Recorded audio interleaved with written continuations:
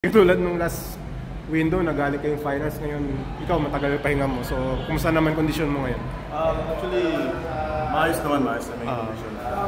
Hindi naman magugulat kasi nakapag-practice ako ng matagal sa San Miguel. Ayun, sa 15 yung start namin, so hopefully makapag-prepare kami ng maayos.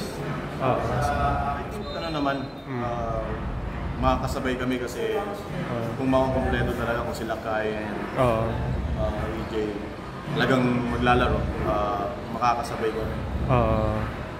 I think sila coach na bahala sa strategy kung gagawin, pero we're just there to give our hearts out sa games.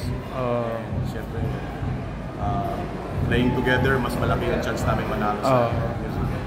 Kumusta na nakapagpahinga kahit pa paano. And ayun, maganda naman. Ay nakalabas ako with my family kahit pa paano.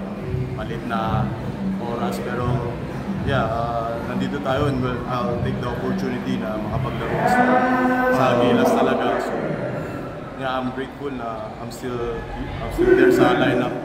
So yeah, we're excited na may panalo. Yung kasi parang matagal na hindi natalo ng Philippines yung New Zealand.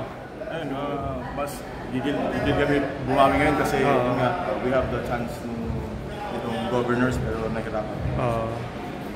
Just gonna get prepared sa Nations Cup.